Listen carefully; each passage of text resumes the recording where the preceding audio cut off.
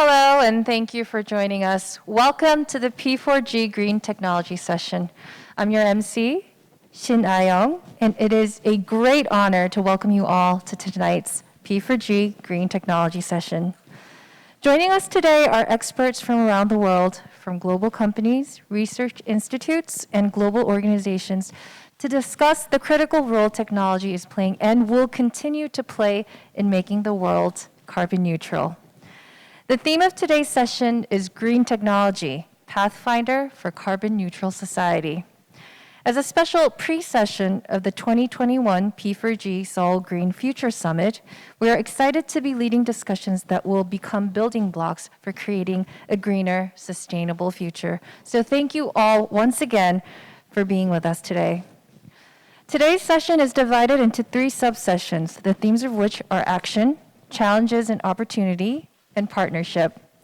In each sub-session, speakers from domestic and global companies, global research institutes, and international organizations will be sharing their expertise and insights. So please stay with us until the very end. Before we start, Minister Im Hae-suk from the Ministry of Science and ICT has kindly sent us a video message. Here are Minister Lim's opening remarks. 안녕하십니까. 과학기술정보통신부 장관 임혜숙입니다. Good afternoon, I am Lim Hae-suk, Minister of Science and ICT of Korea. I'd like to welcome all participants joining this special session held under the theme Green Technology Pathfinder for Carbon Neutral Society. It is regrettable that we cannot meet in person due to COVID-19, but I'm glad that we can have this virtual meeting where the international society comes together to address climate change. My special thanks go to the keynote speakers and panelists of today. Distinguished participants, the strain on global growth and environment is opening an era of transition with carbon neutrality at its center. To respond more actively to the climate crisis, the Korean government made a pledge to achieve carbon neutrality by 2050 last December. Technological innovation has a critical role to play in our transition to a carbon neutral society with cross-cutting social efforts at its base. There are research findings that claim innovative technologies will contribute to 76% of greenhouse gas emission reduction required for the 2050 net zero goal. Countries around the globe are making R&D efforts for carbon neutral technology innovation. To foster technological innovation for climate change response, Korea has established the Act on the Promotion of Climate Change Response Technology Development and the Carbon Neutral Technology Innovation Promotion Strategy.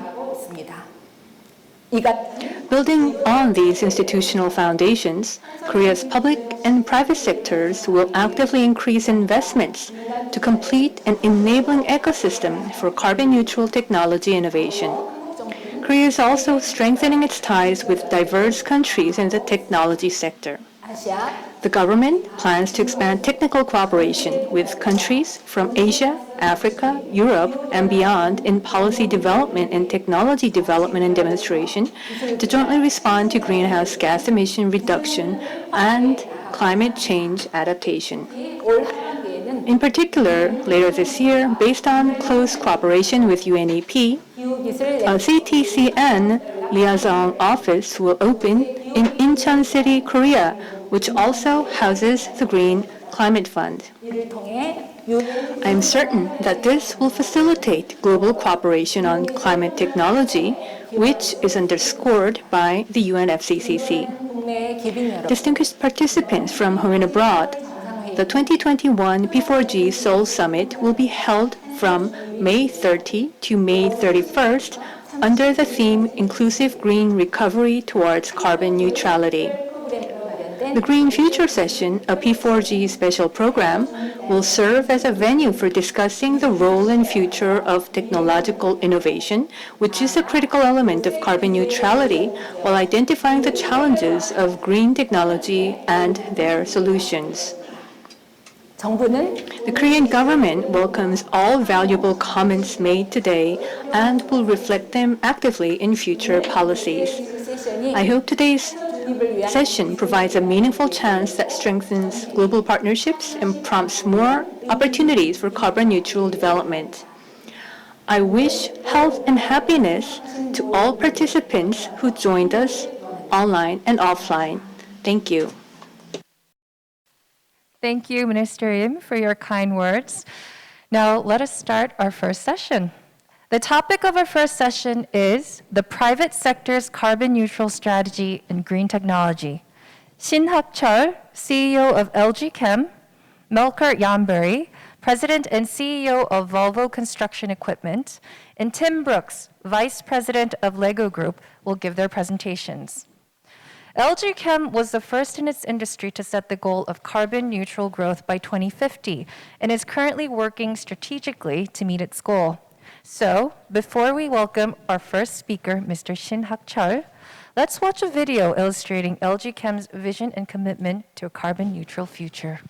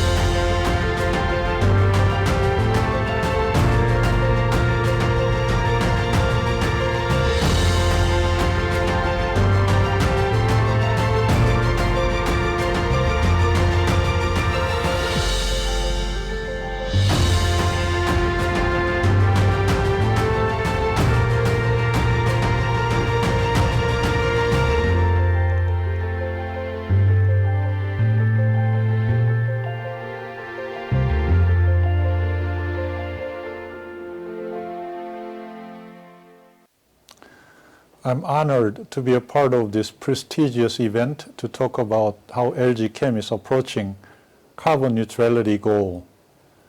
As we all know, industrial activities, if we include heating and power generation, are responsible for bulk of carbon emission. So the industry should take the proactive leadership role in setting the specific reduction goal and deploy all possible carbon reduction technologies. In this vein, I proposed a three-pronged leadership action framework for global industry leaders to tackle this issue during my climate action speech at 2021 World Economic Forum. And that is to commit, operationalize, and engage. CEOs should commit themselves to each company's specific carbon reduction roadmap through preemptive declaration, and then follow up with specific action plans and milestones to achieve the goal. And also constantly engage, cooperate, and communicate with many other stakeholders. We all know innovation and technological breakthrough will be the ultimate solution to achieve global carbon neutrality goal. We need to continue to support and promote science and engineering community to come up with new-to-the-world innovation in commercializing low-carbon technologies. In this regard, industry, academia, and government all has a unique role to play to achieve the common goal. LG Chem emitted 10.6 million tons of CO2 in 2019. Our analysis showed that if we continue to grow at current rate without major carbon intervention, we'll be emitting 40 million tons per year by 2050. We declared last year, July, that we will hold 2050 emission level at 2019 level, and that means 30 million tons of CO2 in 2050 should be removed from our company. To put that into perspective, 30 million tons of CO2 reduction is equivalent to the amount of CO2 generated by 12.5 million vehicles annually. To achieve these ambitious reduction goals, we deployed a full range of direct, indirect, and compensatory reduction tactics. Some of the key steps we are taking include: 1. Achieve renewable energy 100 status in all of our global sites. 2. Achieve zero landfill status in all of our global operation. 3. Replace fossil fuel-based raw materials with bio-based ones. 4. Develop and deploy low-carbon technologies such as carbon capture utilization to directly reduce carbon from our manufacturing processes. 5. Focus on using recycled materials in terms of achieving circular economy.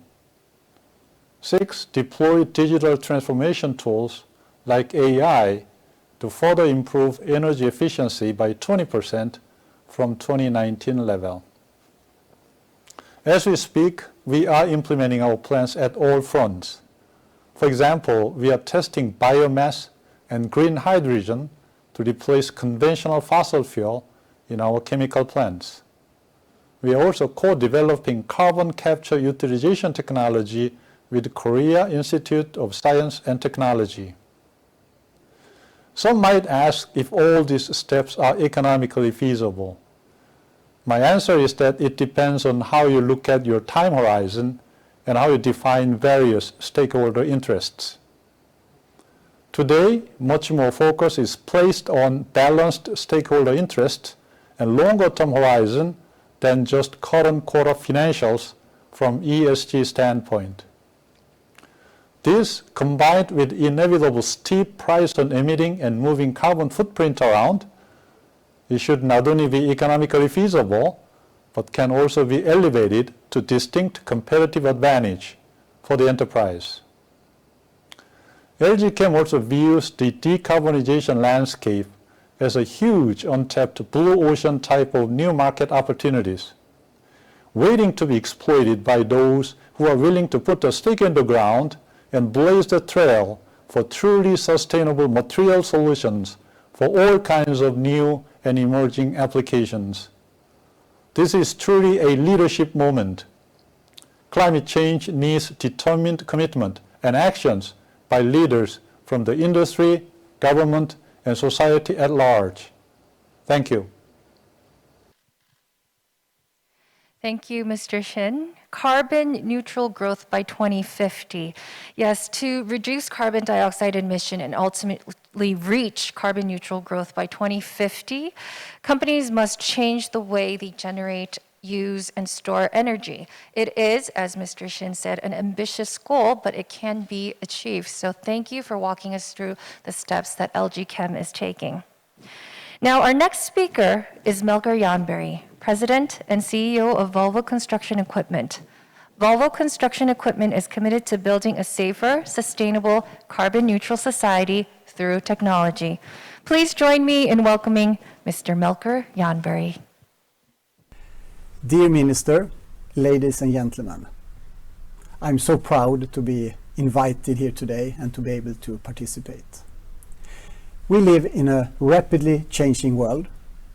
The societies are into major transformations, and we are all facing the biggest challenge of our time, the climate change. What we do today will impact the future for all coming generations. And that is why I feel it's so important to participate here today in this P4g Summit. As a world-leading manufacturer of construction equipment and construction solutions, we play a very important role for society. We have a big impact, and we also are very important for the society to work. But we also have a very big responsibility for our CO2 footprint. So we have set very ambitious goal to be a fossil-free company 2040, and we have committed to the Science Based Targets initiative to help us reach our goal. Volvo Group did the first environmental policy already 1972. And we have always been very committed and taking our commitment to the environment very seriously. I think it's important to act, to do what you can, not to wait for others to tell you what to do. Act because it's the right thing to do. So 2007, we had our first CO2-free plant. We were the first to commit to the Climate Savers program initiated by WWF.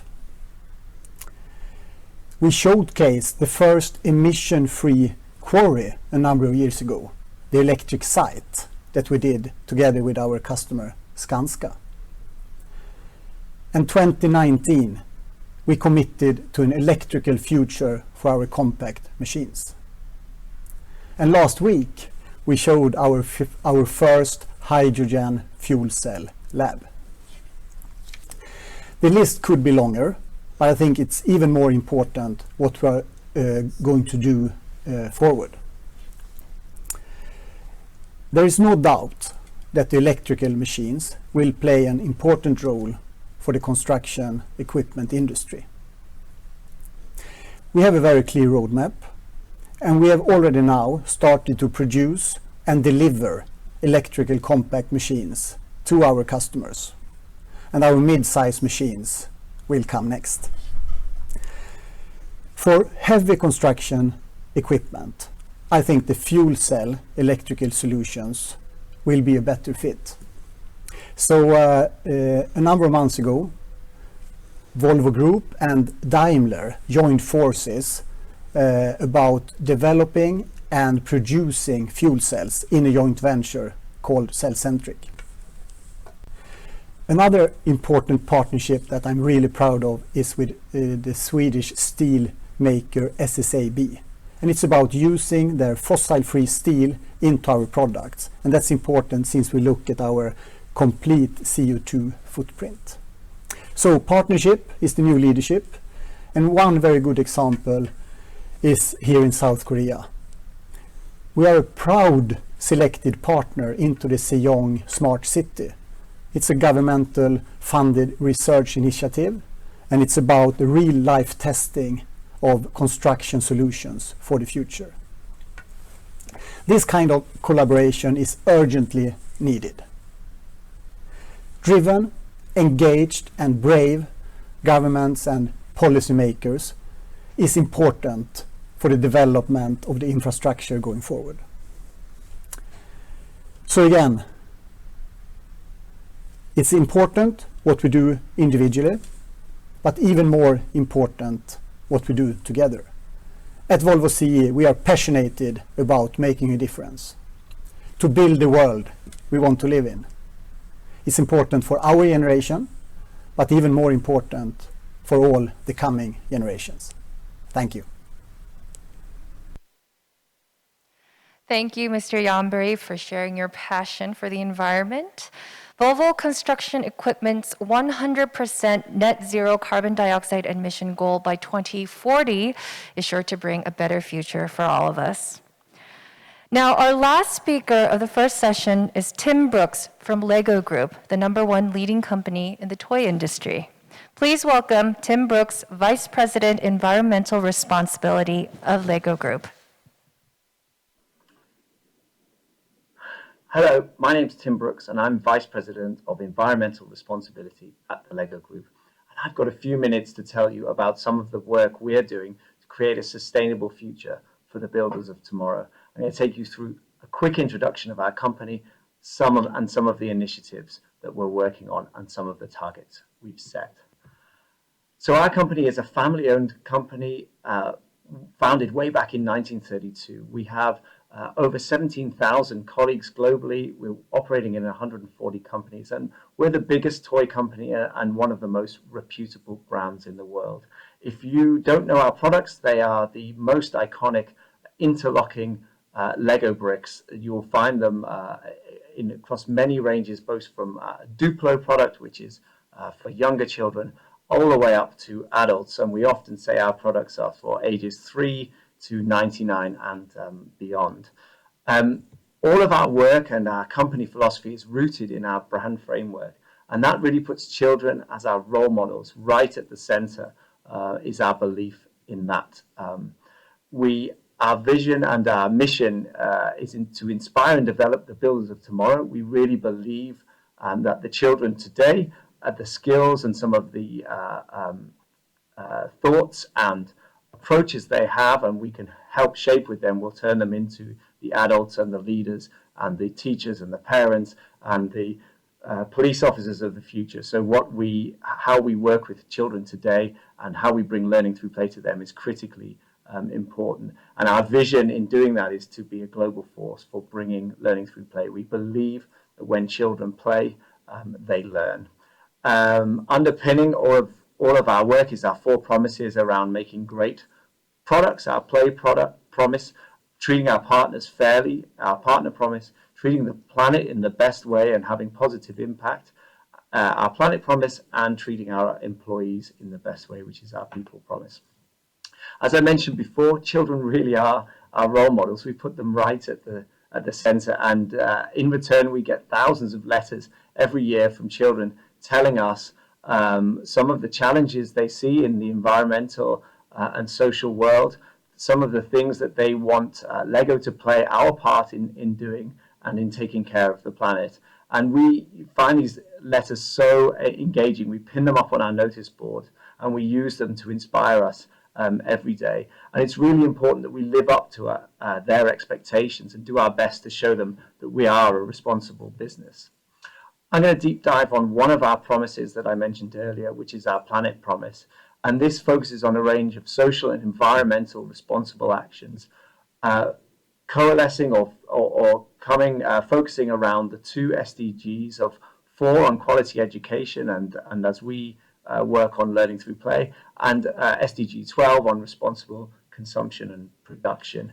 And we really use those to drive all of our programs. I'm going to specifically dive onto number 12, which is our more environmental around responsible consumption and production. It's not all words. We've put significant resources behind sustainability and on the environmental and social agendas throughout the years, going back many, many years. More recently, announcing our investment of $400 million up until 2022, and those investments and focus will continue to 2032 when we're 100, and of course beyond as well. Specifically on our environmental agenda, we break it into 2 parts, circular economy and sustainable materials on the left there, and climate impact on the right. So we have committed to move towards circular products and packaging by design. We want to develop new business models that keep Lego products in play, and we're already piloting one of those, Lego Replay, which we have rolled out to Canada and the US, where we take back Lego bricks, we clean them up, and we donate them to charity, and we hope to roll that out to many more countries, and that keeps Lego bricks in play and out of landfill. We want to innovate on new materials. We're already bringing in bio-based materials into our portfolio, and we're actively looking at recycled materials for Lego bricks as well. We also want to remove single-use plastic from all of our packaging and products, and we have committed to do that by 2025. And our commitment is to use sustainable materials by 2030. On the climate side, we are running zero impact operations by 2022. That's our goal. We've already balanced our energy needs with renewable energy already in 2017. We also want to reduce our CO2 impact in our supply chain, and I'll talk about that in just a second, as well as zero waste to landfill by 2025. So a whole series of very, very solid environmental commitments to enable us to strive closer to that goal of zero environmental impact. We know that climate change poses one of the biggest risks to society and the planet, and we're committed to stepping up our efforts here. In yellow here, you'll see Scope 1 and 2, and those are our own operations, and that's what we have already balanced with renewable energy, with significant investments, nearly up to $1 billion through our parent company, Kirkby, on renewable energy infrastructure. On the green there, you'll see our Scope 3 emissions. They make up about 90% of our total 1.2 million ton footprint of carbon dioxide every year. And that's where over the years you'll see us stepping up more and more in engaging with our supply chain, where of course the majority of those CO2, the CO2 sits. We've recently committed to a science-based target of 37%, just over 37% by 2032. And that requires us, of course, to go into our supply chain and take further action. And that will put the LEGO Group and play our part in keeping global warming within 1.5 degrees. So I hope you can see that we have a wide range of initiatives and very strong targets, all of which really aim to put children at the center and really try and do our part to take care of the planet for children today and for future generations. Thank you very much. Thank you, Mr. Brooks. Thanks to LEGO, our future generations will be able to learn about the value of clean society and green technology by simply playing with the 100% biodegradable and plant-based plastic bricks. Thank you to all our speakers. This concludes our presentations for the first session. Now, we've put together a discussion session with our speakers. The panel discussion will be moderated by Mr. Tyler Roche. Tyler is the brand ambassador for the Worldwide Fund for Nature and the author of There Is No Second Earth. Take it away, Tyler. Thank you very much, Ayoung. Hi there, everybody watching from home or work or wherever you may be. It's always great to be in a forum where we can actually have some in-depth discussion about how we're going to go about solving the climate crisis. Let's bring our speakers on the screen so that we can slowly move into our discussion. Thank you three very much for your presentations. I have two questions for each of you to reply to. So basically what I want to get into is how your companies came about making the decision to go carbon neutral and what your main priorities are. I know that you did touch a little bit on priorities in your speech, but for the first question, you know, you're all from very influential, very large global corporations. And a corporation is not an individual, right? So when you come to making decisions, you can't wake up the next day and say, oh, let's go carbon neutral. It's got to be a process. There's got to be tons of different factors that are involved for you to come to that decision. So what I want to know is, what is the underlying motivational factor that got your organization to say, we have to do this now? You know, that's different for every company. I recently learned that Amazon came to make their decisions regarding the climate because their employees actually got their shareholders to vote on it.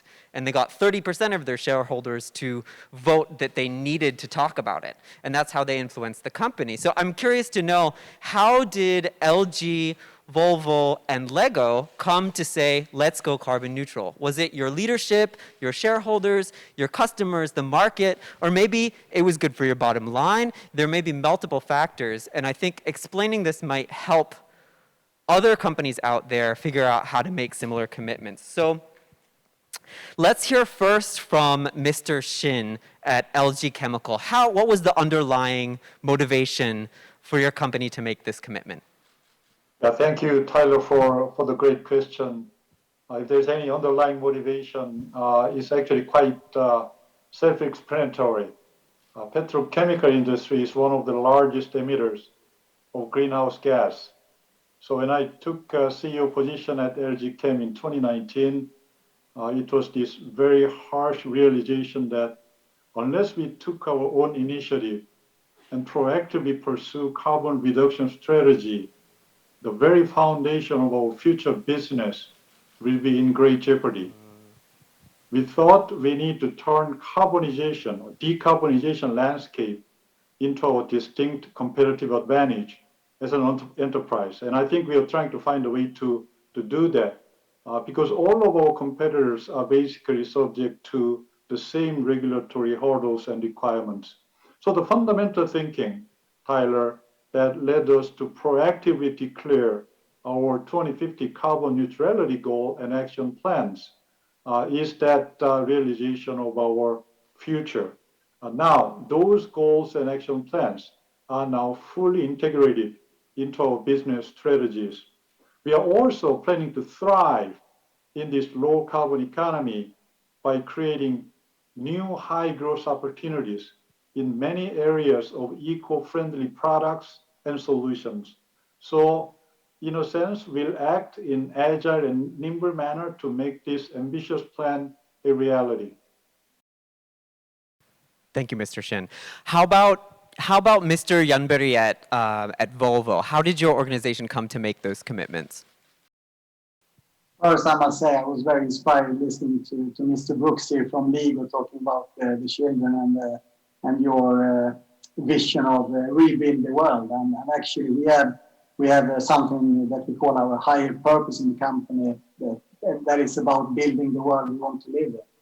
And I think the world is changing, the society is facing so much challenges, and we all see the biggest challenge of our generation now with the climate change. So first of all, I think there is obvious need to change, but also for many different stakeholders that there is a wish, a pull. We want to change. To your question, Tyler, I think it's obvious. It's coming from employees, it's coming from customers, it's coming from owners, and also from the society and the planet as a whole, so to say. So as a big global company, I think we have a big responsibility to act, and we have a big responsibility also to hand over both the company, of course, but also the planet to the coming generations in a good shape. So when we talk about the higher purpose of building the world we want to live in, that's not only a slogan. It's something that really challenge, guiding us, and also motivate us a lot in the day-to-day work. Thank you. And how about you, Mr. Brooks? How did Lego come to make those commitments?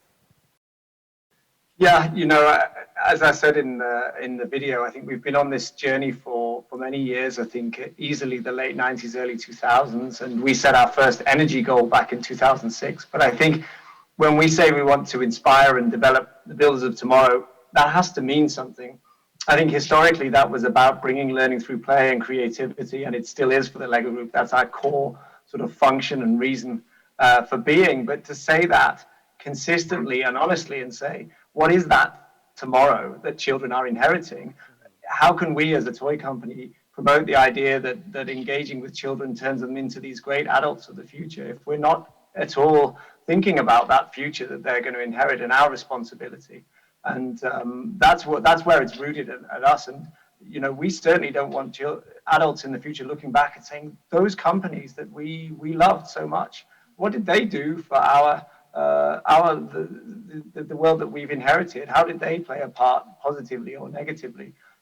So that's where it's rooted. I think as a family-owned company, sustainability has always been part of our DNA and ambition. I think, as everyone else has said on the panel, it's a multifaceted reasoning as well. Of course, we know it's the right thing to do. It's anchored in children. It comes from, honestly, the thousands of letters we get. But of course, it's also, there is legislation coming, if not now, in the future, and we want to see more of that and more consistent legislation. There is, pressure, rightly so, from our retailers who sell our products, from parents. It's across the board, and we also need to amplify that even more, and those pressures. And I think we also look to other leading companies like the ones on the presentation slate here today as well. Thank you. It's actually really interesting to hear all three of your responses to that question, because even though sometimes the logic is a little bit different, it sounds like basically it's an existential decision. As a corporation, maybe it's for your business model or the industry that you're in, maybe it's multi-sector, or maybe it's, as with Mr. Brooks, what you just said about Lego, it's almost philosophical in a way, but at the end, it seems that this climate crisis is really touching people, not just in terms of individuals, but also getting to corporations in terms of an existential sense. So when it comes to actually applying technology and achieving these commitments that your corporations are making, I'm sure, and I've seen in your presentations, we've all seen in your presentations, that you do have some sort of specific goals and priorities. You know, multiple of you have mentioned landfills. Are there any specific actions that your corporations look at and say, these are absolute priority? We are taking these actions as 1, 2, 3, top 3 actions that we're looking at right now. Do you have any specific actions that your organizations view as utmost priority? Let's start with Mr. Brooks. Yeah, thank you. I think it is a 1, 2, 3 essentially. I mean, the first action we can take is getting our own house in order, and how can we be out there in the world trying to lead, trying to inspire if we don't have our own company in order. So we have been working, as I said, 2006 first energy efficiency target, ramping that up, really driving down our energy use, driving down our waste, targeting our waste to landfill, driving down our water use, plus adding in where we absolutely can renewable energy on our own portfolios, rolling out solar panels to all of our factories globally, ground source heat pumps, all of the relevant and appropriate renewable energy technologies as well. So that, you know, really trying to get to grips there. And then I think the second challenge is then coming into our supply chain. And that is the big challenge for us and many companies. 75, 80, 90% of people's footprint are sitting in the value chain, in the supply chain. For us, it's just under 90%. And that's where we're sort of starting to step up even more in engaging with our suppliers, trying to share knowledge, trying to create a collaborative dialogue there. And I think the third part, and arguably you can also say it's the first, is setting very clear goals and targets. Our science-based target is one of those. Just last year, committing to a 37% reduction on CO2 across our entire value chain. So for the very first time, communicating that to scope 1, 2, and 3, not just to scope 1 and 2. And those are, as well as all of the internal targets we have on our own performance. So, you know, if you want to reverse it, is set the targets, get your own house in order, and then really have that engagement with your supply chain, however hard that is. And it's not an easy thing to do, but you certainly do need to engage there. Right, talking about supply chains, you know, it's not just a question of what you're doing, it's getting everybody else to get on board with you. So then, how about Volvo? Mr. Yanberry, what is Volvo looking at in terms of priorities? I know you mentioned in your speech partnerships with a zero fossil fuel steel company. That's actually really fascinating. What kind of priorities is Volvo looking at? First, you said it's about first setting goals and have great commitments, and we have committed now to become a fossil-free company by 2040, and by that contribute to the Paris Agreement, of course. But if I should simplify or take out 3 actions, because that is what you're asking for. One is that we have said already 2030, we should have 35% of our product sales electrical. And that will be both battery electric and also hydrogen fuel cell electric, depends on application and products. Secondly, I would say new kind of partnerships. We are focusing a lot on that. We are starting a lot of different partnerships within the industry, with academia, with governments and other companies. I think that's very important in the future to have the needed speed. And one partnership that is connected to today then is the smart city in Korea, in Seoul, where we appreciate a lot the initiative and where we will be able to show also new technologies in the construction equipment. And thirdly, actually, I will choose people. And I think we all need to organize and make the right prerequisites for people to be able to contribute to this question, because there is a big wish and pull for each and every one to be able to contribute. And then we have a big responsibility to have the right culture and the right setup in the companies so everyone can contribute. And I mean, individually, we all can do a lot, but then in the end, it is, of course, how we do this together, both within the companies, but also together with governments and policymakers and others, so to say. Thank you. How about LG? Mr. Shin, what is LG Chemical looking at in terms of prioritizing actions? What type of actions are you guys prioritizing? Right. Tyler, I think we are still closer to the beginning than to the end because we are very ambitious. We talked about carbon neutrality by 2050. We are aiming at 2050 net zero around the entire spectrum of scope 1, 2, and 3.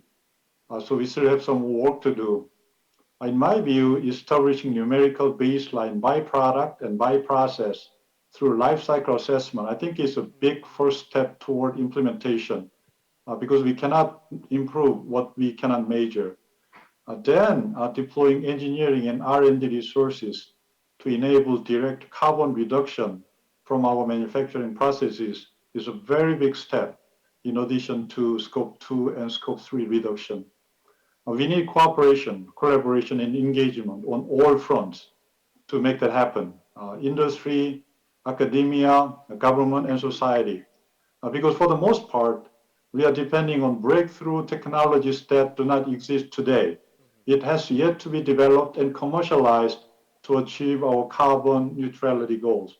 So we need shared vision and almost a dream in all R&D and engineering community for rising to the occasion and coming up with those breakthrough innovation solutions in low carbon technologies. And we also need decisive actions from the government and society in further enhancing renewable energy infrastructure in terms of availability and economics.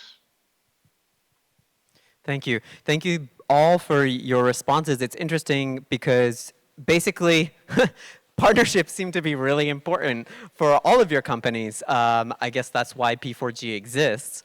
We have a little bit more time, so I'd like to toss out another question for anybody who would like to grab it. Your corporations are clearly making a lot of commitments and moving forward, but not everybody is doing that. Right? Not every corporation around the world is saying, let's go carbon neutral and making those decisions and looking into those partnerships.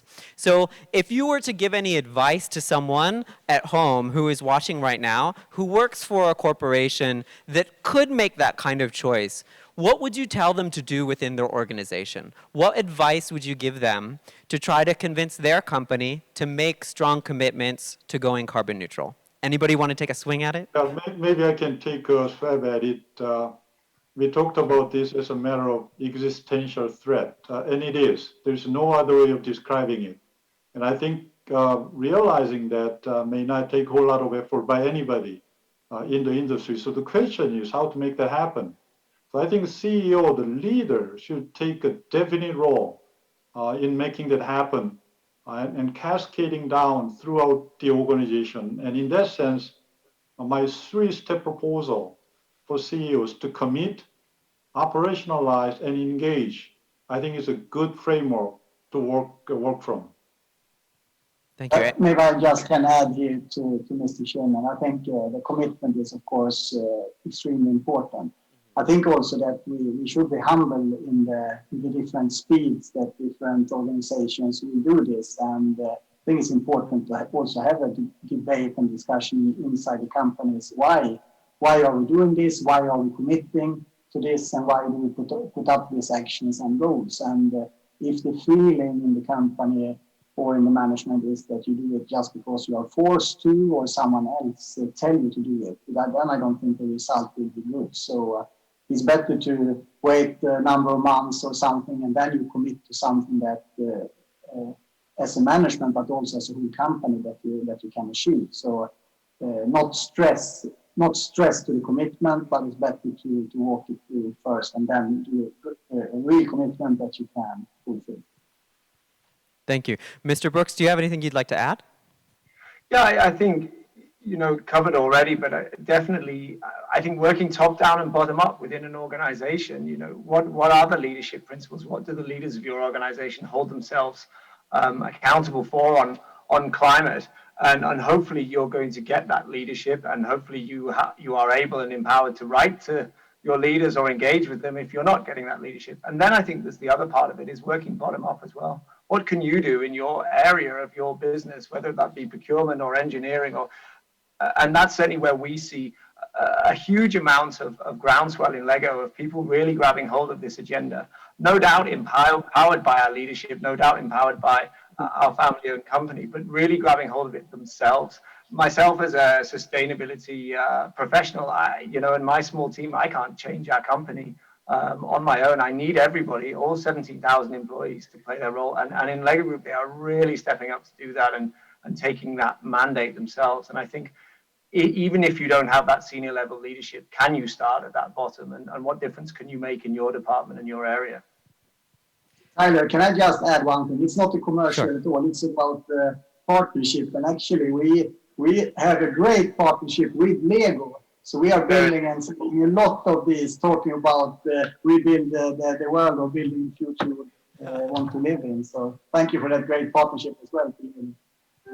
No, and I think that's part of it. I didn't even get to the models and the ability to engage children, whether it be through Volvo or through our partnerships with building model wind turbines and all kinds of things of how we can engage in a fun and playful way as well as part of our leadership position. It's a great success, by the way. Yeah. Thank you so much. Actually, this is all the time we have for this session, but I can tell that all three of you are very passionate about what you do. I'm sure that your commitments and your actions in your companies will be very inspiring to people who are watching this discussion today. Thank you so much for participating. Thank you so much. Thank you. Well, that was inspiring. And that's not it for today. We have 2 more discussions coming up. I hope you're looking forward to it. Thank you, Tyler. Now, let's start the second session. The topic of this session is potential of green technology. From the policy and technological development point of view, we will examine carbon-neutral policies of forward-thinking governances such as that of Sweden, Denmark, and the European Union, and discuss why, especially from the developing countries' point of view, technology transfer is so important. Our first speaker is Måns Nielsen, Executive Director of SEI, Stockholm Environment Institute. Stockholm Environment Institute is a global environment policy research organization. Let's welcome Dr. Måns Nielsen. 30%. That's how big the share of industry in global CO2 emissions is. 30%, a significant number that is set to increase as the world seeks to industrialize. But instead, the number has to go down. The IPCC's so-called 1.5 report showed that catastrophic climate change can only be averted if we reach net zero emissions by mid-century. That is also the goal that countries committed to in the Paris Agreement. The good news is that governments and companies in a wide array of industry sectors are working on reducing their emissions. And this is precisely what our joint study with the Green Technology Center in Korea and the Leadership Group for Industry Transition, LEAD IT, is analyzing. The study is an important contribution to help overcome hurdles and share insights. It brought together Korean experience with EU, Swedish, Danish, and UK experiences. We see the transition all around us, whether it's the construction sector in Sweden, where I come from, the cement sector in India, or the chemical industry in Japan.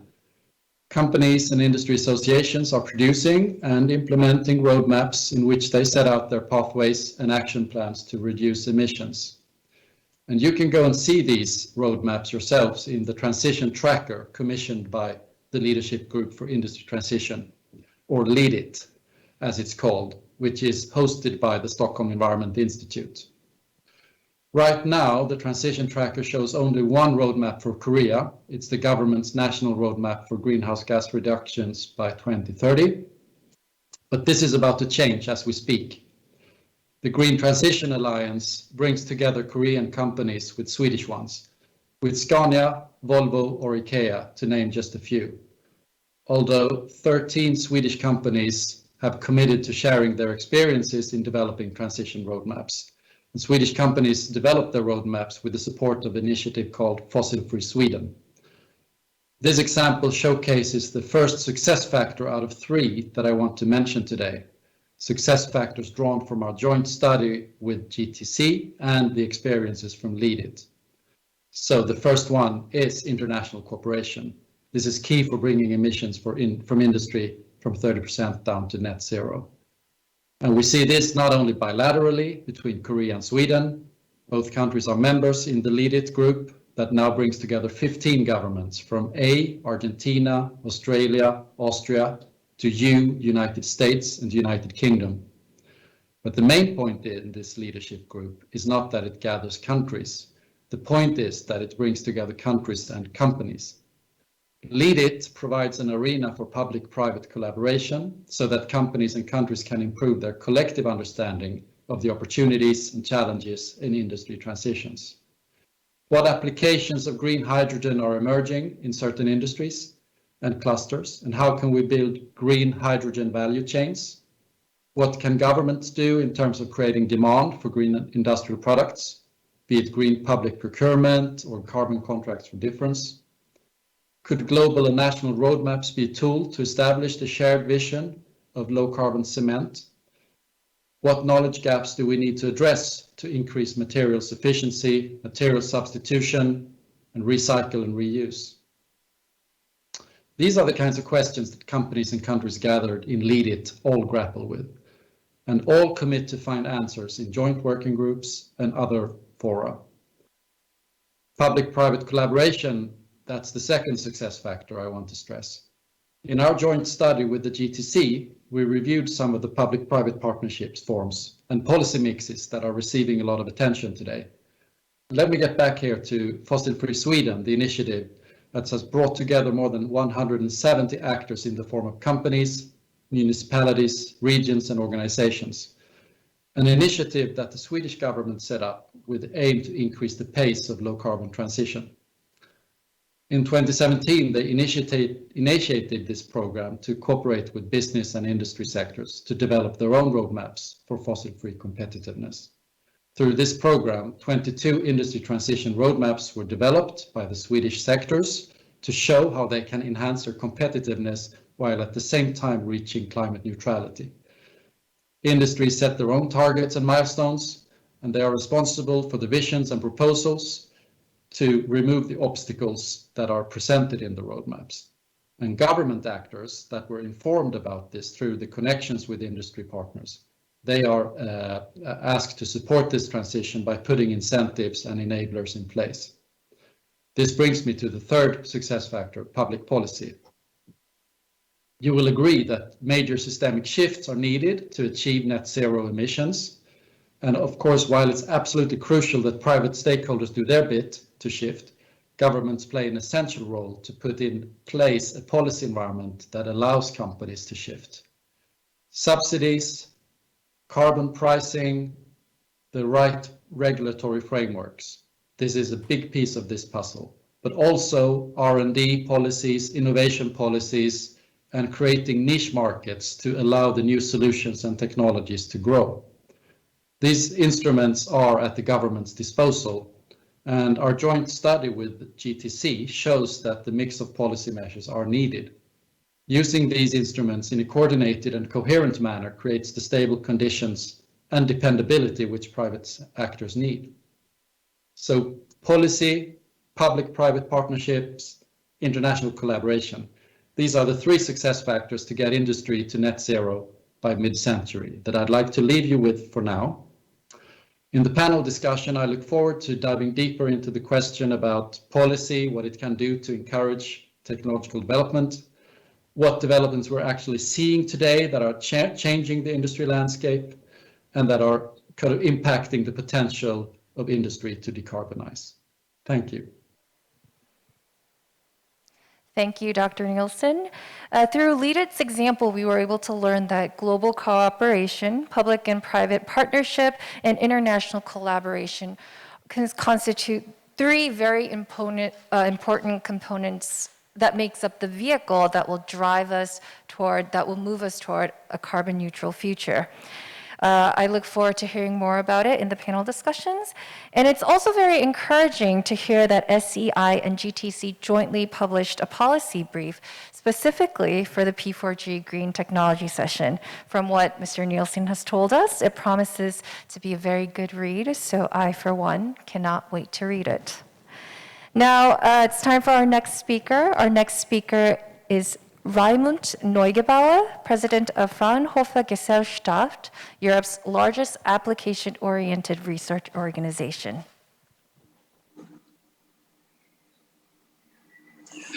Demographic development and its impact on our environment, climate, and safety are the greatest global challenge of our time.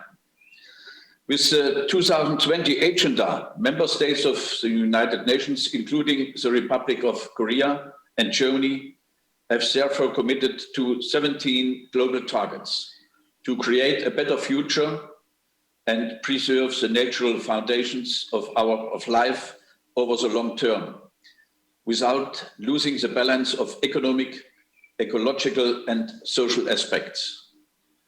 To contribute significantly to the UN SDGs, the EU has agreed under the European Green Deal to the goals of reducing greenhouse gas emission to 55% compared to 1990 until 2030, of achieving climate neutrality until 2050, of decarbonizing the energy system and expanded renewable energies, especially offshore wind, solar, water, and geothermal energy. To achieve a greener EU economy, promoting innovations through research plays a key role. To create new innovative value chains, we need to deploy and showcase new technologies on a massive scale in all sectors and throughout the single market. Green innovations that reduce resource use and minimize negative environmental impacts are the key for creating sustainable value. Circular economy, energy, and resource efficiency are hallmarks of action which are implemented by technologically diverse green innovations, for example, artificial intelligence for process and resource optimization, the use of green hydrogen or renewables for the reduction of fossil-based resources and emissions, green computing technologies for more energy efficiency, bioeconomy, bio-based materials to substitute fossil-based resources, as well as HPC and quantum computing for energy-efficient computing. In the following, I like to shortly address excellent activities on these topics.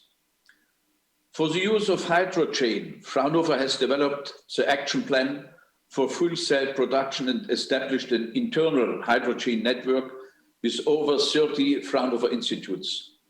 From an environmental and user-oriented view, fuel cells and hydrogen technologies have an advantage. However, sale price and infrastructure are market entry barriers.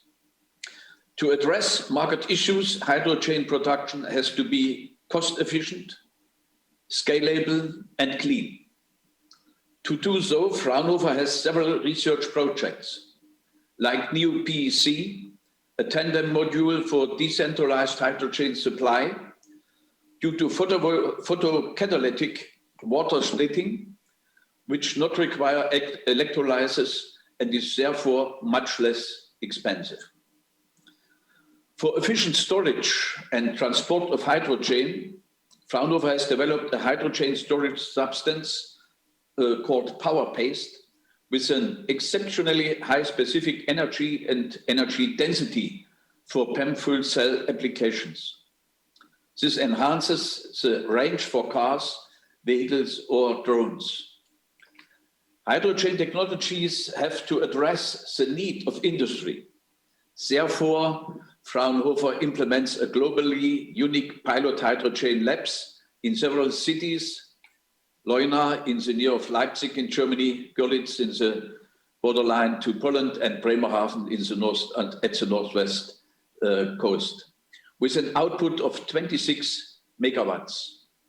In the field of high performance computing, Fraunhofer contributes within Euro HPC initiative to a modular computer architecture performing high complex scientific calculations much more energy efficiently with the stencil and tensor accelerator SDX. Fraunhofer offers an accelerator processor for complex simulations, which can be used to improve energy efficiency through finite element calculations, for example. In the field of quantum computing, Fraunhofer is running the first German and European quantum computer with access for industry and research, allowing complex ecological, chemical, and climate simulations or process and energy optimization to further increase sustainability. In the context of solar energy, Fraunhofer does research on the key topics of photovoltaics and systemic issues of the energy transition. Our scientific excellence is demonstrated by 4 world records in the field of photovoltaic technologies. This includes, for example, the efficient record for multi- and monocrystalline silicon of 22.3 and 26%, and the quadruple solar cell under concentrated sunlight of a remarkable 46%. Together with industry partners, Fraunhofer has continuously increased the efficiency of solar modules and developed process technologies necessary for high through output and reliability. Only together can we find answers to global challenges such as climate change. The expansion of international cooperation and technology partnerships is important, strengthens the transfer of knowledge, and set new impulses for Germany and our international partners. Germany and Korea are already cooperating in the development and establishment of hydrogen technologies. Therefore, I'm very pleased that our Fraunhofer representative office Korea will establish a German-Korean hydrogen network this year and set up a platform where experts from both countries will meet to exchange ideas and identify topics for effective cooperation in hydrogen technologies. With focal points for Fraunhofer, for Germany, for Europe, and for the whole world, we are making a key contribution to meet European and international sustainability and climate goals, and even more importantly, to protecting planet Earth over the long term. Thank you. Thank you, Professor Neugebauer, for sharing with us Fraunhofer's priorities, values, and also the challenges that it currently is facing. Cost is an issue, we cannot deny that, but we should always remember that creating a carbon neutral society is in all of our best interests, so it should always be a collective effort. So thank you for that. Now it's time for our next speaker. Our next speaker is Mez Nipper, CEO of the world's largest offshore wind power company, Ørsted. Allow me for the next 5 minutes or so to share 3 things with you. First one is to share about the transformation that Ørsted has gone through as a company from being one of the most fossil fuel intensive utilities in Europe to now one of the world's renewable energy majors. Secondly, to take a view at what are some of the opportunities and challenges that lie ahead of us. And finally, what would be some good advice to business leaders all over the world to ensure that we all contribute with what we can to a more sustainable world. Let me take you 10 years back from when Ørsted was a utility that actually had 85% of our total energy generation from fossil fuels. At that time, we said, this is an unsustainable path. This is not going to work. It's not a future-proof business model, and it's not what we want to leave behind to the world. So we ended up making 2 bold visions at that time, saying that by 2040, we would reverse that and say that at least 85% of our generation would be renewable. So going from 85% fossil fuel based to 85% renewable in about 30 years' time. And secondly, we said that our major strategic bet, namely on offshore wind, we would take on the challenge to bring the power price down to a price per megawatt hour of less than €100. At that time, very few, if any, believed that any of that was possible. But now, less than a decade after that, actually by 2016, we reached a power price that was below €100 per megawatt hour for offshore. 4 years ahead of time of a 10-year journey. Something that nobody thought was possible in 10 years was possible in 6 years. So an exponential change. And secondly, by now, so by 2021, we've actually already decarbonized Ørsted by 86% of where we were 10 years ago. So also a much faster decarbonization. And as a matter of fact, we have 90% of our total energy generation being from renewable sources. So way ahead our 2040 ambition in 2021. This is something that was only possible because we had partnerships and trust from, for example, governments in the UK, in Denmark, and Netherlands, where they went in to support the transformation and said, we will ensure the regulatory frameworks with a price that is predictable, allowing us to make the necessary investments into the future in a wholehearted and substantial way.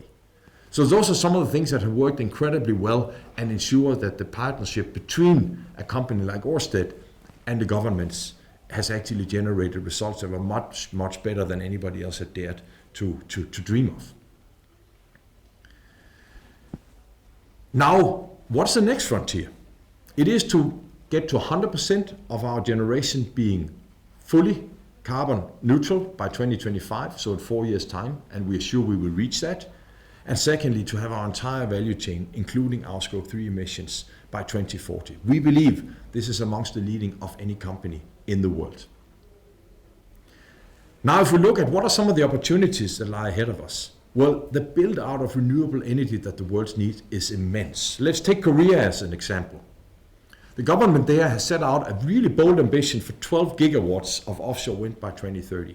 And we as a company have grabbed that opportunity and have now leaned in to develop the Incheon 1.6 gigawatt project, which is enough to decarbonize or get renewable energy to 1.3 million Korean households and can abate 4 million tons of CO2. And by the way, something that will create jobs and employment in society locally. Also on the next frontier is green hydrogen. This is something that the hard-to-abate sectors need. And there we believe that public-private partnerships are simply a fantastic opportunity to drive this forward. Allow me to finish with some good advice that all of us can ensure we tap into in leaving a better and more sustainable world behind. Well, if your company is not on a sustainable path, face the realities. Ensure that you actually see this is not a sustainable path. Have the courage and the boldness to make a vision and the courage to execute wholeheartedly. Have the rigor to follow up and ensure that you don't doubt your journey underway. Those are some of the things that have helped us on our transformation. And we are convinced that many, many other people not only could, but should do that. Because as business leaders, we should remember, we don't only have an opportunity, we have an obligation to leave a better world behind. Thank you, Mr. Nipper. Ørsted's dedication to the environment and its cooperation with various governments illustrates how public and private partnership is crucial in meeting carbon neutral goals. Strong policies and bold investment and support from the government has made the market see the huge potential of offshore wind as a more profitable alternative energy source. Can't wait to hear more about that. So I think we are ready for the second panel discussion. On behalf of Mr. Medsnipper, Matthias Bausenwein, President of Ørsted Asia Pacific, will be joining the panel. Once again, Mr. Tyler Rasch will preside over the panel discussion. So back to you, Tyler. Hey there, everybody at home joining us again. Thank you for being with us today. Those were great presentations. Let's get our speakers on the screen so we can move straight into our discussion. Thank you all for your organization's presentations. I want to really get in. I have a kind of a strong opinion when it comes to the adoption of technology as a solution to the climate crisis. And just to give you some background to this opinion, and I'll get to my question, it's related. It's when you look at the history of the adoption of technology, just because it exists doesn't mean that we use it, right? So, for example, Augustin Mouchot developed a solar-powered steam energy generating facility and made it public in 1869, right? So clearly that may not have been financially viable at the time. Maybe there were reasons for which solar power didn't really make it into a steam energy-based economy when we were also looking at fossil fuels. But the reality is, just because it's there doesn't mean that it's used. So nowadays you see oftentimes, in the private sector, also in the government sector, John Kerry mentioned not too long ago that half the technologies that we need to address the climate crisis don't yet exist. So there's kind of this back and forth between we need to reinvent the wheel and, well, we already have a wheel, why aren't we using it? So what I want to ask all three of you, because you're all in different sectors, you're in policy, you're in academia, you're in the private sector. So when it comes to adaptation of a technology that can help reduce carbon pollution and our impact in the environment, when it comes to adaptation, what do you think is being adopted right now? What is actually viable and being adopted right now? And what, if it is not being adopted, what technologies should be implemented immediately and what practices would go along with that? If you could speak to this, what types of technologies and practices are being adopted and which ones should be adopted, that would be really helpful. Let's start with Dr. Nielsen. Thank you so much. Thank you for a good question. The issue of technology adoption is kind of a wide-ranging topic, and you might want to place the different technologies on a kind of maturity scale where things that are highly adopted right now and are reaching market maturity include things like renewable electricity and also electric vehicles.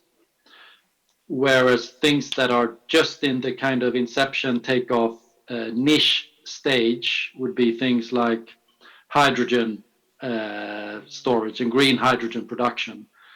And also there, I would say, different facets of the bioeconomy and the bio-based resources that can be deployed for energy, food, fuel, fiber, which are located a little bit along this technology curve. So for me, adoption is really about, I fully agree with your notion that these initial technologies have been ready for sometimes over a century, like the electric vehicles, for example, is another example. But they don't take off. There are political and institutional reasons for that. But usually we're pretty good at getting things to the R&D output stage where you have niche products or prototypes, etc. And then there's a blockage, and there is the place where policy needs to become more active and not just let it sort of let it afloat on the big market sea where it will drown due to the competition if it goes out there too soon. So if we talk a little bit about policy later on, I'll be happy to develop a little bit what we've found around those types of policy measures. Thank you. Professor Neugebauer, what do you think when it comes to the adaptation of technologies? What ones do you see being fastly adopted, and what kind of practices do you think need to be implemented to make adaptation go smoother? If you look to the drivers, when we look to the drivers of the climate, of the impact from our activities to the climate. And then we can see the highest impact comes from the development of from the demographic development. We was in 1980, 4.45 billion people, and now we are 7.75 people. And we have a consumption on materials, we have a consumption of energy, we have a consumption of food and a lot of other things. And when we look for this, today, nearly from the 7.7 people, we have 2 billion people which have are in a level like the European people, like the people in Korea, in Japan, in United States. 5 billion people are in movement, and they look for consumption, for products, and so on. And that brings us the main challenge to look for material consumption and for energy consumption. And we have a lot of technologies for lightweight construction, for minimum, to bring products with a minimum of efforts of materials, and also in energy. And I think if we look to the energy technologies for hydrogen, we have hydrogen technologies, but we need to scalable the technologies in a much larger level like today. We have a scalable problem. This is a problem, not the technology readiness level. The problem is the scalable problem. Scalability. Right. Thank you. So, Mr. Pausenwein, let's talk to Mr. Pausenwein. So Ørsted started off as a fossil fuel company, is now basically a leader in terms of ocean-based wind farming, as far as I know. I'm from the Northeast United States, near Rhode Island, and I've actually heard a lot about your company in that area.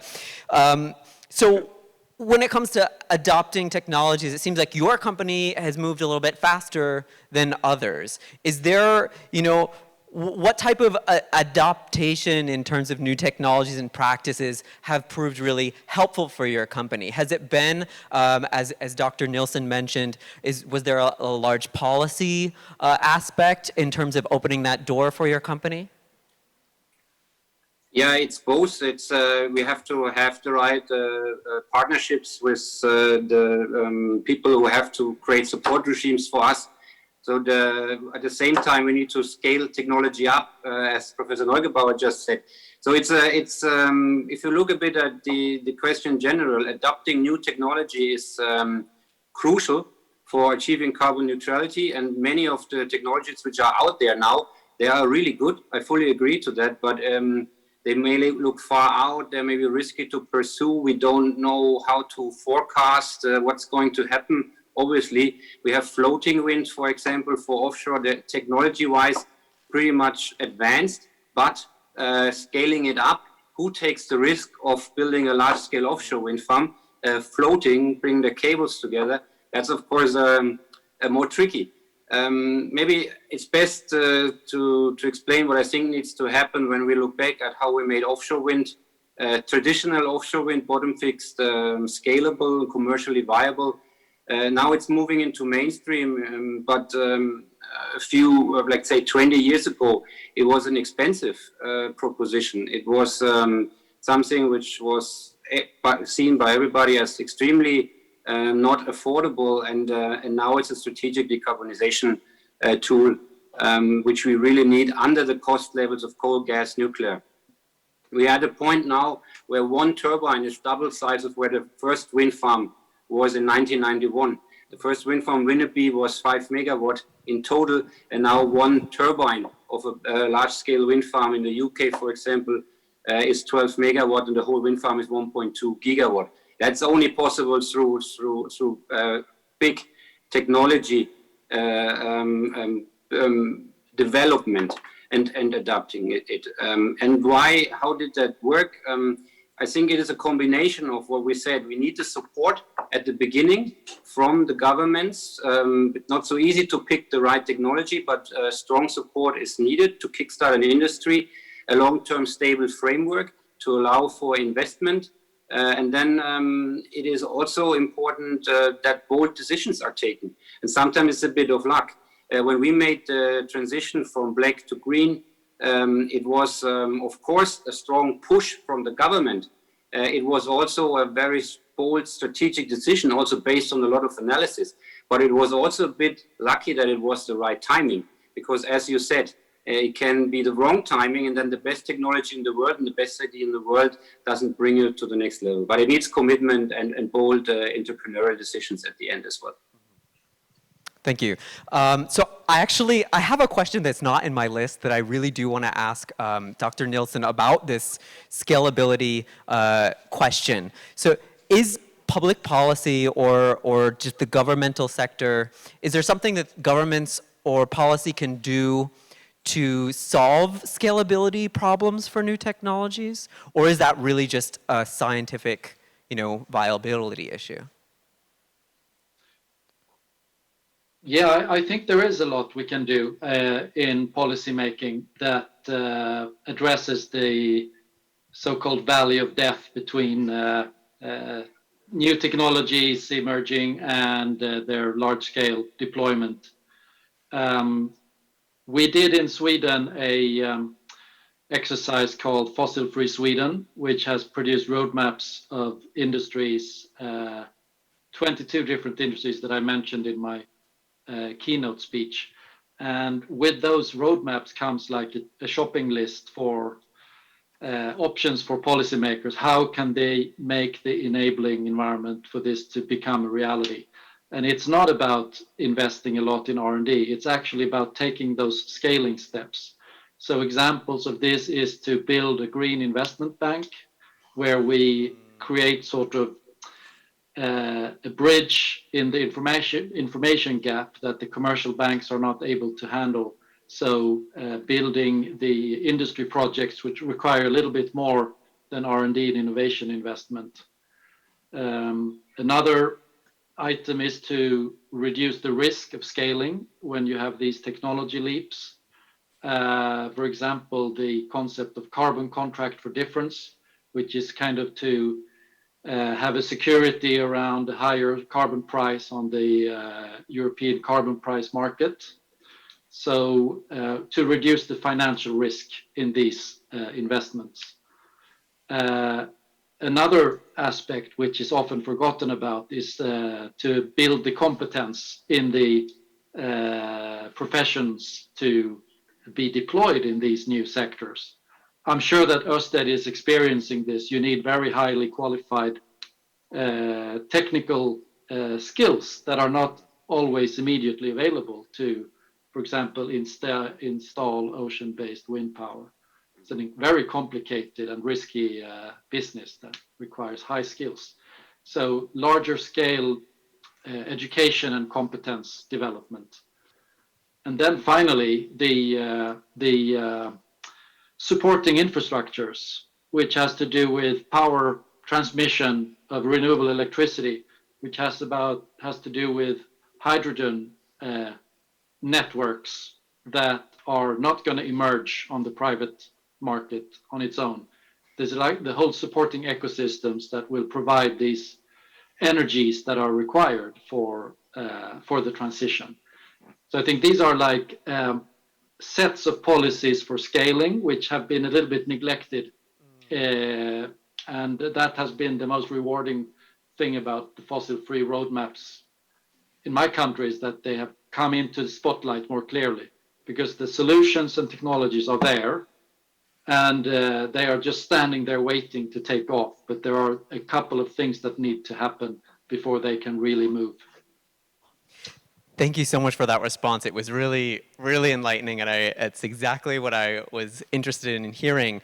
It brings me to my next question as well, because you mentioned, there are some things that are sitting there and some tasks that are waiting to be done. So all three of you are in different sectors, but I would like you to maybe take a moment to speak to some major challenges in your sector surrounding the tasks that must be done to accomplish getting carbon neutral and implementing those those technologies. So what are some tasks that you see in front of you in your field, whether that's in terms of policy or scientific development or in the private sector? What are some tasks in front of you that are challenging and need to be addressed? Let's start with Mr. Bausenwein. Yeah, I think, of course, we need to take action as we did as Ørsted in a few decades ago. We need to take action again, and we're willing to do so, take ownership and responsibility as a company. We, on the hydrogen side, green hydrogen has now been mentioned a couple of times. We have now started a few partnerships, actually about 9 pilot projects now. One just broke ground last week. We started constructing a small 2 megawatt demonstration project powered by 2 of our onshore wind turbines at 1,000 kilos a day. So it's a start, and we have several projects of these, and we also go in and very committed in trying to make these demonstration projects happen and show success stories, because success stories have always been very good to kickstart the next level of policy making as well, and unlock maybe more support from different sides.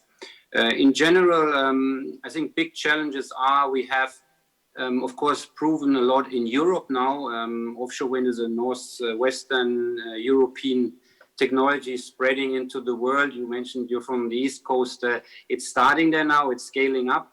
We're sitting here in Asia, we have to basically do a lot of groundwork still, and that we need to bring our know-how into the new markets while not forgetting that also in the new markets, the policymakers, the government wants to also build up an industry, wants to build up technology know-how as a country or as a region. So we need to bring this together, align everyone under the same vision, and then make a step-by-step approach to also achieve the net zero goals globally.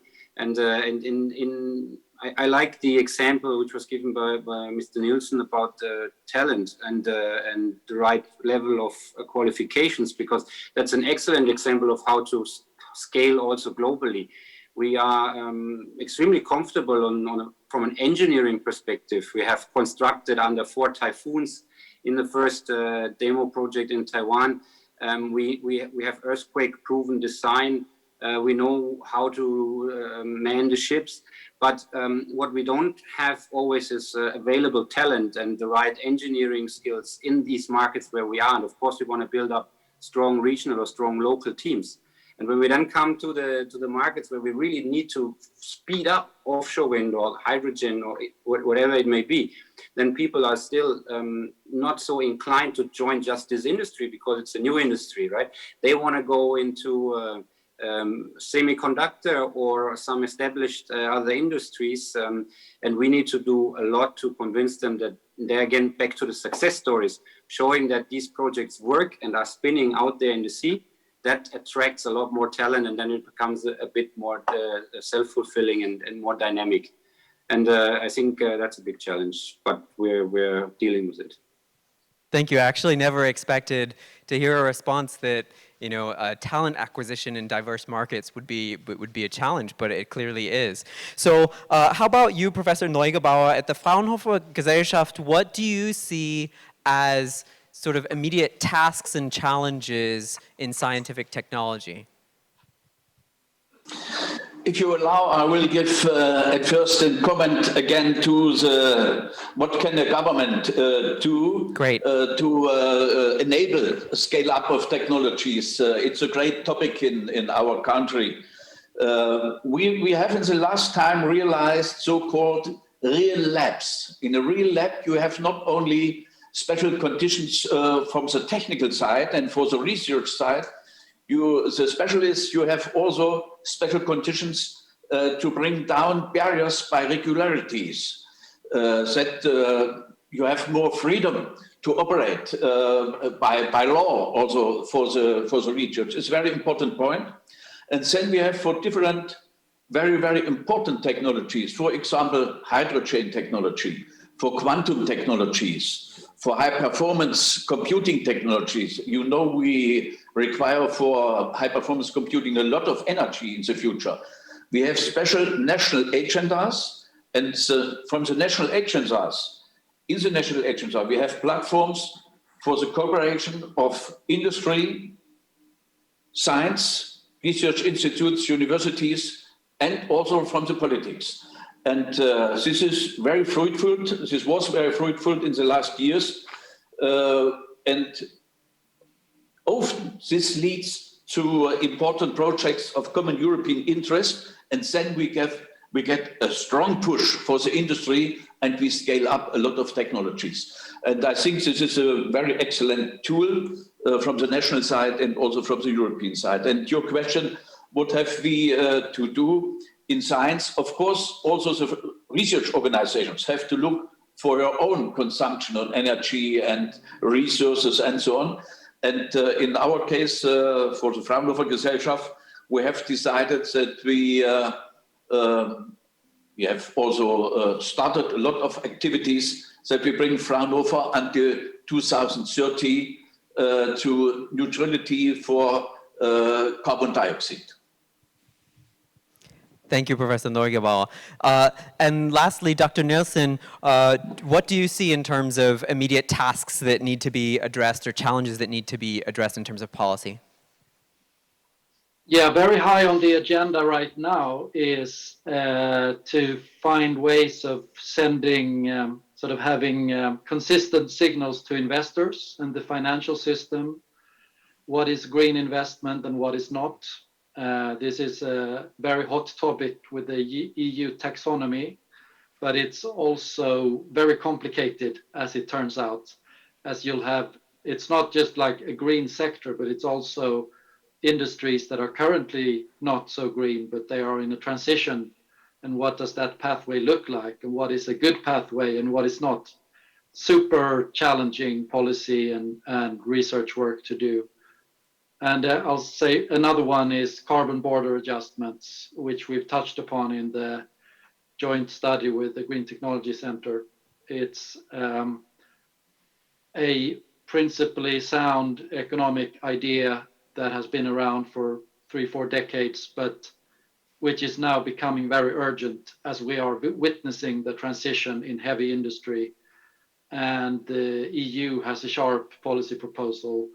But how do you do this? And how do you make sure that it doesn't disrupt the good trade that we want to have globally? And that it creates positive incentives instead of protectionism. This is a real puzzle to work on for us and others over the coming years. Thank you so much for your response. You know, just speaking with you guys today, it's just been such an honor, and I would love to spend so much more time speaking with you because it's so fascinating. But unfortunately, that's all the time we have for our discussion at this moment. Thank you so much for joining us from different time zones. Everything that you've said has been very informative, and I hope everybody who's watching right now follows all of you on LinkedIn or Twitter or whatever it is that you're using. I certainly will do the same. Thank you so much for joining us. Wow, yeah, this is amazing. Can I just geek out for a second here? This is just so cool.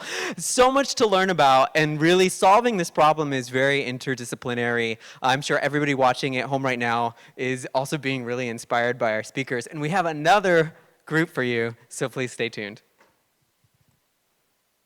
Thank you, Tyler, and also for geeking out. You're allowed to do that.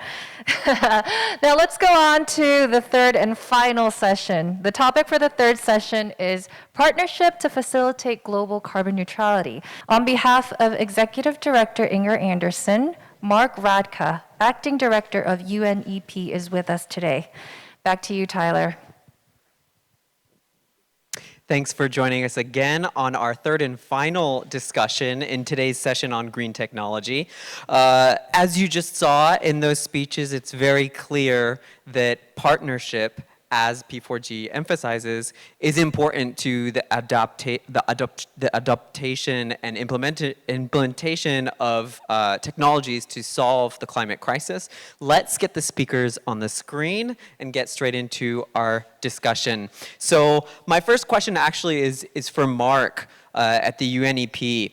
So obviously the UN is an international organization, and you're focused on really creating a space within which people can cooperate to solve this global climate crisis. So when it comes to creating and facilitating collaboration around technology, how can partnerships be designed, implemented, and leveraged to make that collaboration go more smoothly?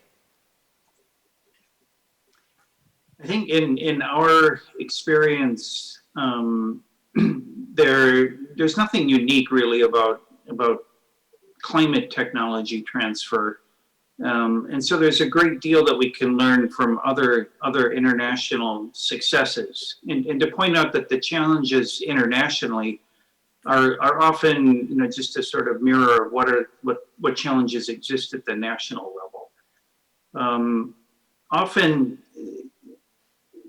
it is complex, of course, and we spend a lot of time in the UN making these theories of change and looking at the pathways through which, let's say, different barriers that are linked in complex ways could be overcome. But so often what we find is the real barrier is the lack of a good, predictable, forward-looking government policy regarding technology. And often that hinges on lack of information or confidence to act on the information. So in a sense, the knowledge and confidence to act. And getting accurate knowledge and the confidence in which to make good government policy often depends critically on the information that's provided by the public sector, institutions and so on, but critically on the private sector. I mean, the private sector is the engine of development. It is the place where new ideas, are hatched in a sense through research and development.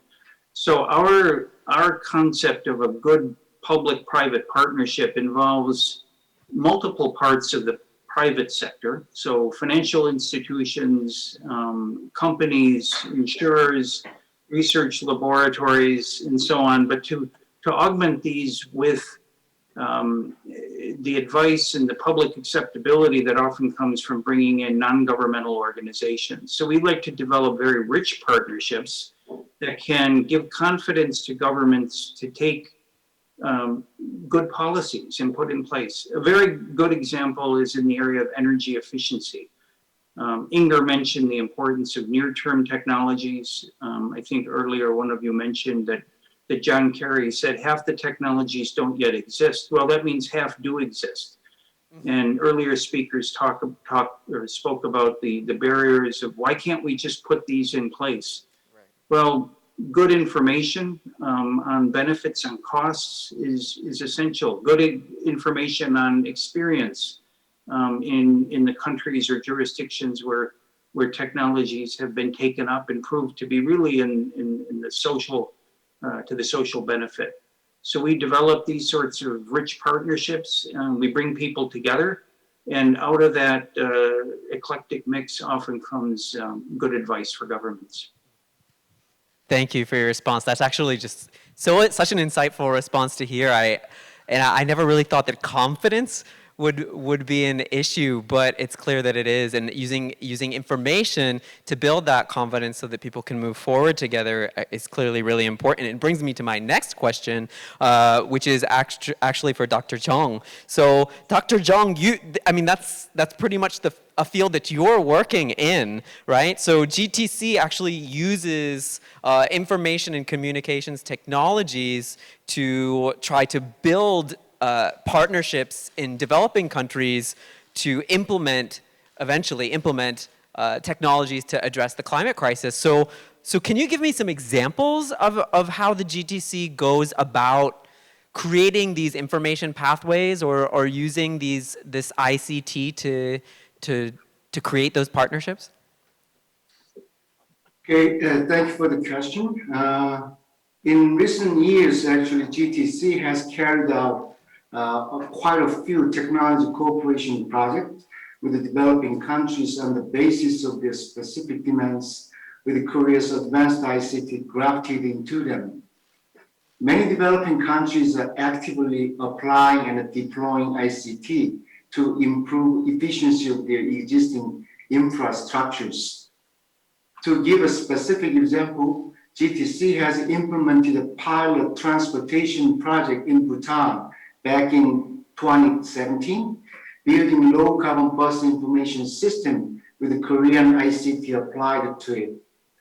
This project was approved by the Green Climate Fund as a project preparation facility to assist the stakeholders in Bhutan with preparing funding proposals to make it a full-fledged GCF project.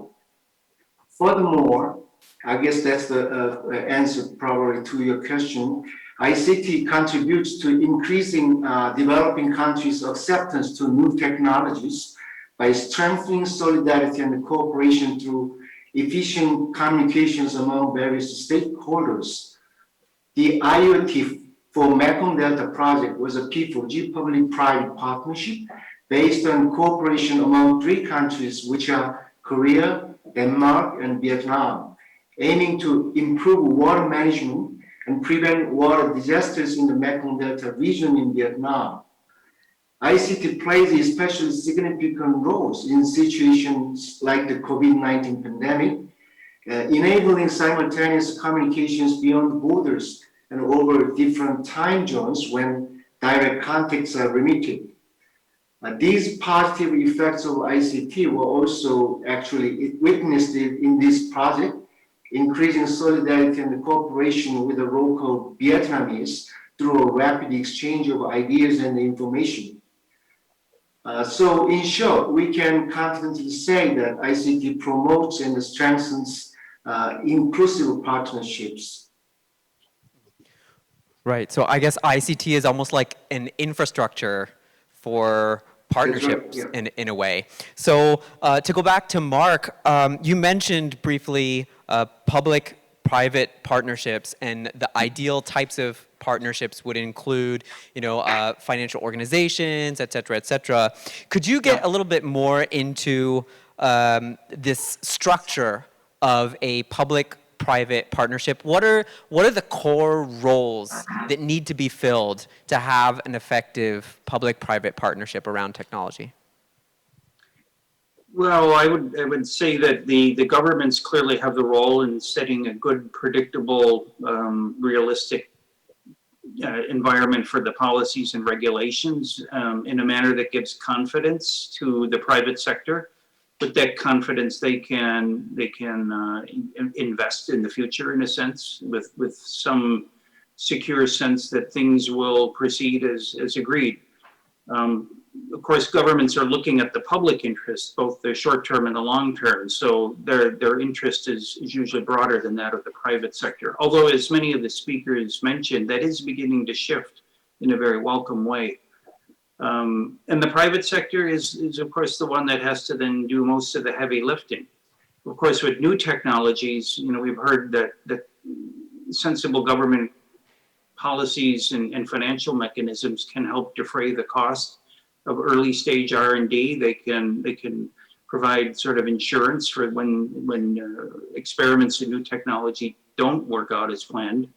But essentially, it's that policy environment and then unleashing the private sector in a way that channels the creativity in a direction that serves the public good. Thank you for your response. My next question is for Dr. Chung. Actually, you mentioned just a moment ago inclusivity. Inclusivity is such an interesting word. Why is inclusivity so important? And what is it that you expect to see from P4g in terms of inclusivity? Well, there appear to be 2 factors that determine successful technology cooperation, which are scalability and the sustainability of a project. In order to secure these 2 factors, actually, we must build, expand, and deepen inclusive partnerships. To enable inclusive partnerships, we must create environments where various stakeholders, especially the private sector, can actively participate in the partnerships. Creating mechanisms that incentivize or reward participation could mobilize greater participation by the private sector. We therefore must find more cost-effective ways to encourage the private sector's participation by, for example, cooperating with the public sector and thereby lowering the prospect of risk hedging. The existing UN system actually allows legitimate and active participation of the private sector and developing countries in international carbon emission trading markets and the cooperation activities for technology transfer. Most noticeably, a Korean company actually transferred its water purification technology to Bangladesh through the climate technology localization project of the Korean Ministry of Science and ICT in 2019. As a result, the target region in Bangladesh secured the supply of clean water, and the Korean company earned emission reduction credits, and P4g is a platform that promotes public and private partnerships outside the UN system. Besides, therefore, facilitating projects among governments, corporations, and civil societies, the P4g should become a global platform to include a greater scope of stakeholders, such as global think tanks, so that they are provided with the opportunities to demonstrate their strengths and capacities of designing incentive-based mechanisms for the private sector. If P4g could play these roles successfully, I think it can become a pathfinder, presenting guidance and directions to many private and public partners who face uncertainties of the new paradigm of ESG management and a wave of new standards for asset and corporate management. So P4g should utilize the unique characters and positive attributes to catalyze communications throughout a global scope of private and public stakeholders, consolidating technology-based inclusive partnerships for those inside and outside the UN system. Thank you. Thank you for your response. I'd actually like to continue on that question and send it over to Mark. Sure. From your perspective at the UNEP, P4g it's a relatively new forum. This is the second P4g that's being hosted. The first was in Denmark. So from the UNEP's perspective, what hopes do you have for P4g, and what role can P4g play to sort of, what would be the good word, to fit in almost in a collaboration with the UNEP and create this ecosystem of international cooperation? Well, we're in favor of anything like P4g that really brings together leading governments and the private sector, because it's so important now to have models for cooperation, particularly models that adopt a very forward-looking, altruistic, cooperative sort of ethos from the get-go. P4g stands out for me in fulfilling those criteria, and we have cooperated with P4g and within UNEP, and I think it's safe to say other parts of the UN system. We were actually, for one of our programs, a recipient of a P4g award, and that was for work that we undertook with some of the companies involved in P4g that took European, I would say, best practices in district energy systems and helped spread approaches and as I mentioned, knowledge about district energy and in particularly district cooling in countries, developing countries where the demand for cooling is skyrocketing. And I think we would not have been as effective in that had it not been for organizations like P4g. Or efforts like P4g. So it's a very good model, and we can only look at it with admiration and consider it to be a fellow traveler. Thank you. I also have a lot of hopes for P4g. As we come to a close with our discussion, I have one more question I'd like to throw at both of you.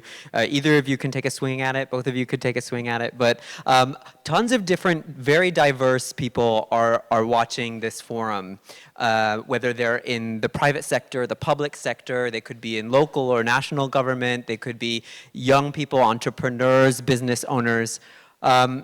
When someone is in the position where in their organization they're thinking, we need to make partnerships in our organization with somebody in a completely different field, right, in order to address that organization's climate goals. What would you say to a person that's working in an organization that needs to accomplish that? What would you say as like your first go-to in developing a structure for a partnership? Where should this person go if they're working in a company or a local government? I think the real answer probably depends on what sector you're in and what country you're in. But the first thing I like to do is look for a good model. See what else is out there, because there really are so many good examples, and often we're thinking about getting to scale rather than reinventing or starting afresh as if you're the first person to come up with a good idea. So a little bit of homework to find out who else has done this, who's been down this path, how did they structure it, what type of partners did they bring together. I think that's a really wise investment. And the answer, of course, well, it depends a lot on whether you're in what type of economic environment you're operating, and what particular technology or area is of interest. Great, thank you for your response. Dr. Jung, would you have anything to say in terms of where someone should go in their organization to establish a partnership? Well, no. Yeah, I basically have the same opinion as Dr. Essentially, of course, it depends on what kind of, need do you have right now for your, partnership. But I think that, as he said, try to find a good practice model, for your,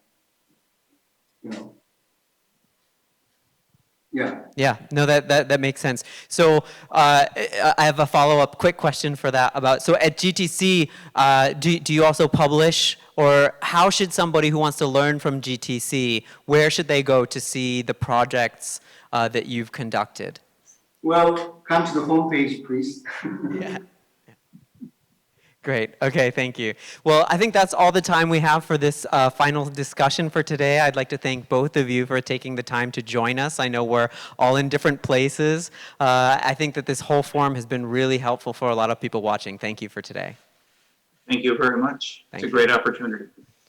Well, that is awesome, and it was unfortunately our last discussion in this session on green technology. However, P4g is continuing. This is not the last thing that you will see from P4g. If you have not yet had the opportunity, please follow P4g on any social media out there and keep your eyes open, because more partnerships and more technology and more efforts are going to be showing up in your field, and there are a lot of opportunities for you to go out and help to solve the climate crisis. Thank you.